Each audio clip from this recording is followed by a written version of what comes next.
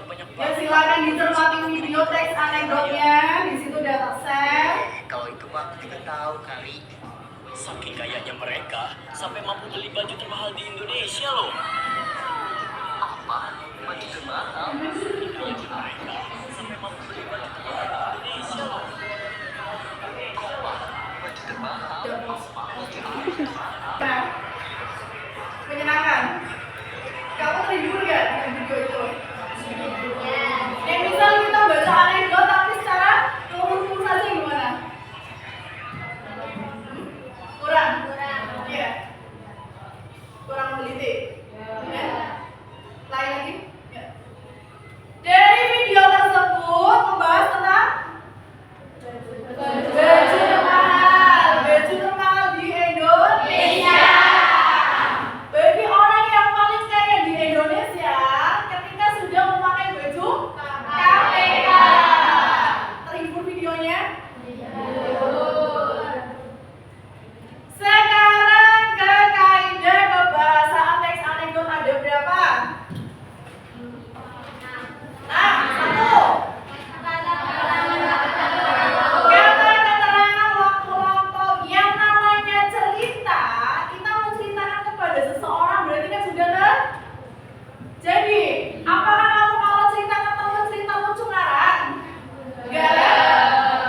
Waktu lampau, cerita yang sudah terjadi. Biasanya diawali dengan suatu hari. Kemarin ya, saya itu ada kejadian seperti ini. Lari-lari pas PTA ternyata kepleset. Ya, udah terjadi kan? Ya, waktu lampau. Minggu kemarin, tahun kemarin, saya olahraga lari-lari ternyata kepleset. Ya. Mengesankan. Dan bahkan saya ingat-ingat terus. Yang kedua, pertanyaan retoris itu pertanyaan yang tidak membutuhkan jawaban. Karena sang penanya sudah tahu jawabannya. Contoh, kamu pengen kaya nggak? Budia udah tahu kan jawabannya? Ya. Kenapa nanya? Itu namanya pertanyaan retoris. Berarti penanya sudah paham apa jawabannya. Itu namanya retoris. 3. Maja sindiran ada tahapannya. Halus, sedang, kasar. Kalau halus namanya ironi. Contoh, hari ini badan kamu wangi banget ya. Padahal kembali saya. Yang kedua, ada sinisme berarti sedang. Contohnya apa? Nyindir tapi tidak jelekin banget. Tadi kan ironi kan halus. Ini kan sedang. Berarti nggak jelekin banget. Contohnya apa? Contohnya apa ya? Tak kasih Rexona, besok dipakai ya. Oke? Oke. Yang ketiga, sarkasme kasar. Udah mandi belum sih, Put? Badan kamu bau banget. Iya. Iya. Bedanya?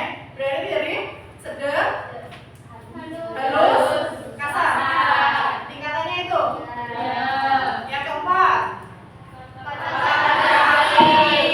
kata kerja aksi yang berhubungan dengan aktivitas fisik manusia. Contoh, membuka, mengunyah. Kata dasarnya punya diawali dengan membuka. Kata dasarnya buka, mendapat awalan. Jadi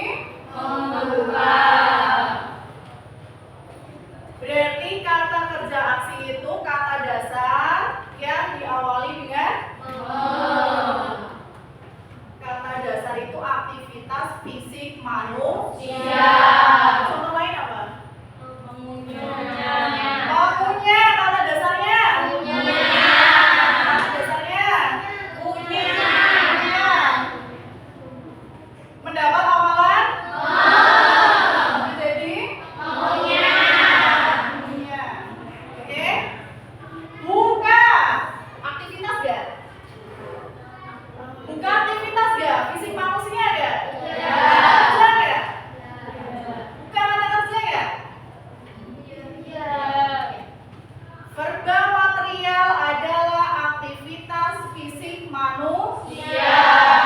Bukan termasuk nggak? Iya. Mendapat awalan me jadi membuka. Oke? Jelas? Selanjutnya konjungsi urutan waktu atau konjungsi temporer. Contoh, urutan waktu berarti sebelumnya, selanjutnya, setelah itu. Oke? Ya, mantap ya. Yang terakhir, kalimat perintah atau imperatif. Kalimat perintah atau imperatif mendapat 3 akhiran, yaitu kan, lang, ih. Tiga. Kan, lang, ih. Contoh, bukalah, minumlah, bukakan, tolong bukakan buku itu, tolong bukalah pintu itu. Yang mendapat akhiran ini contohnya apa? Sudahi pekerjaan itu. Perintah kan? Memerintah kan? Ingat akhirannya ada 3. Yang pertama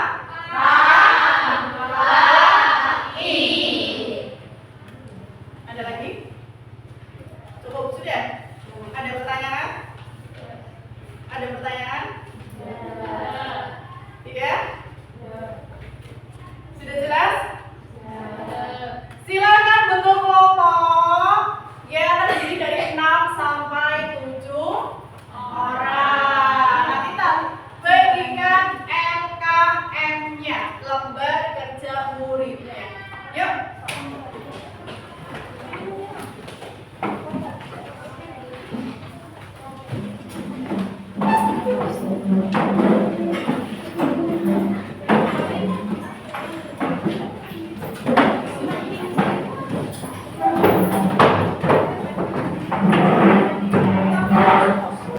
Dah. Kelompok 1.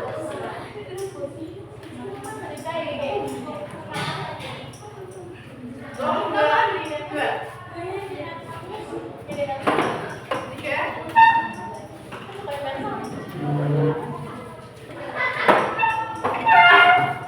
Kelompok 4.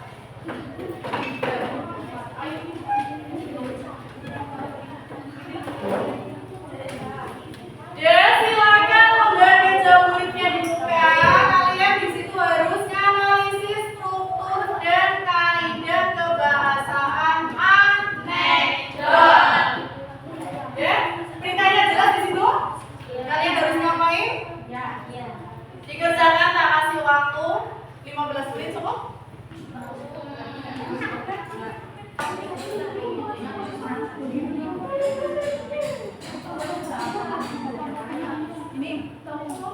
Ini punya siapa? Bentar, oh di belakang. Jawab di depan, Bud. Ya.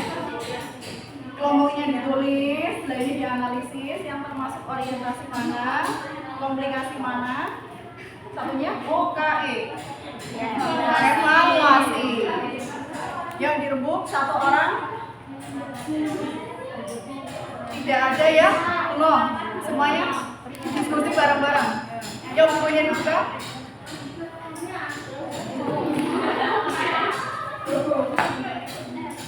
Baca teks anekdotnya.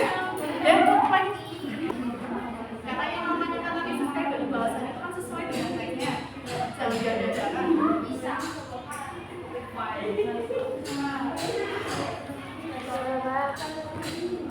Dah. Sudah selesai? Diskusinya udah selesai belum? Yuk silakan perwakilan 1 kelompok mempresentasikan. Nanti yang 3 kelompok kita lanjut ke pertemuan selanjutnya. Ada yang udah siap? Ya. Assalamualaikum warahmatullahi wabarakatuh. Waalaikumsalam warahmatullahi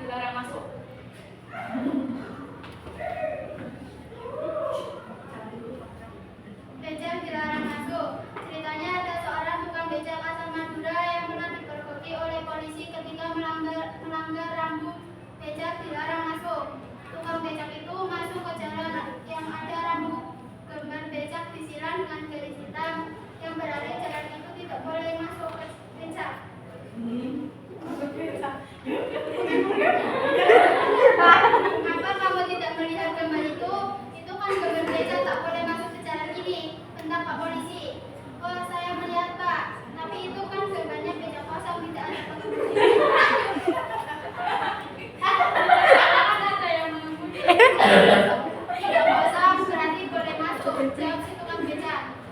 Makna dari teks anekdot yaitu makna tersirat yang bisa kamu pelajari dari teks anekdot ini adalah memahami peraturan sebagaimana aturan tersebut dibuat. Tidak hanya membuat Anda menjadi tidak disiplin, tetapi juga bisa membahayakan orang di sekitar.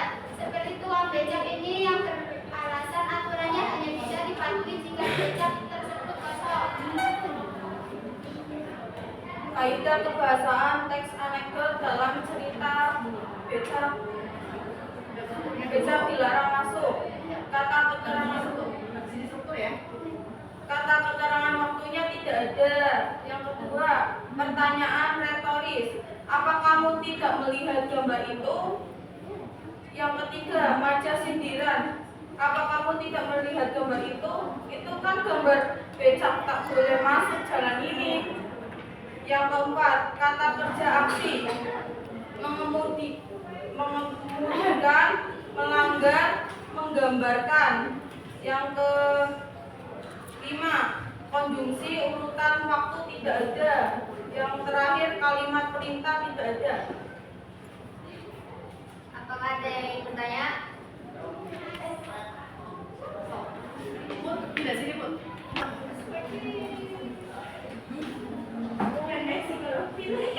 Analisis kaidah struktur. Analisis struktur. Anekdot. Analisis Struktur anekdot.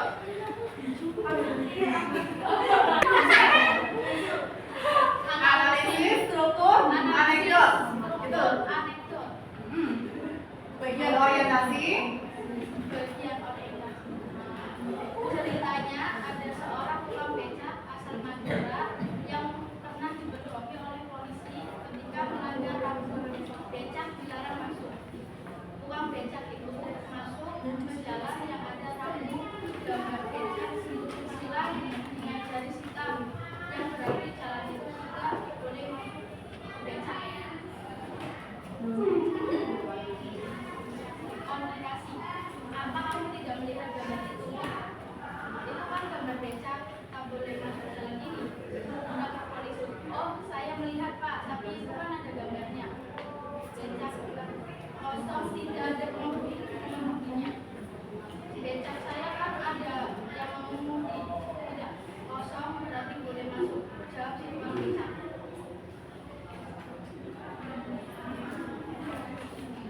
Evaluasi nggak ada. Apakah ada yang ingin bertanya? Saya, perkenalkan nama saya Sukmaningsi, absen 35 dari kelompok 5. Saya ingin bertanya, selain untuk menghibur, apa tujuan utama penulis menyampaikan kritik melalui teks anekdot ini? Sebentar ya, kita diskusikan dulu. Oke, pertanyaannya kamu lagi? Mau kamu lagi nggak? Barangkali ada yang mau menanyakan lagi? Perkenalkan, saya Wulandari Octavia, absen 36 dari kelompok 1.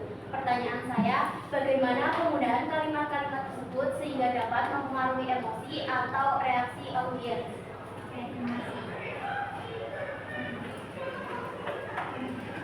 Mau diskusi dulu? Apa langsung jawab? Diskusi. Diskusi. Di sini saya akan menjawab pertanyaan dari Sukma, yaitu untuk menyampaikan kritik atau sindiran terhadap suatu masalah atau fenomena dalam kehidupan sosial dengan cara yang lucu dan tidak kasar, serta untuk menyampaikan pesan moral atau pelajaran dengan lebih mudah diterima pembaca.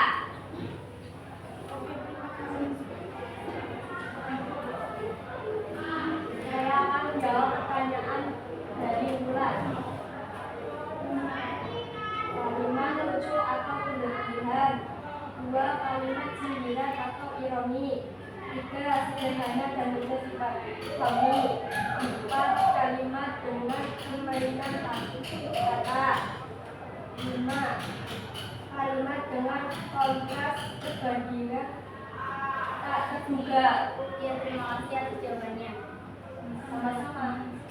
Ada yang mau bertanya lagi? Oh, Betul.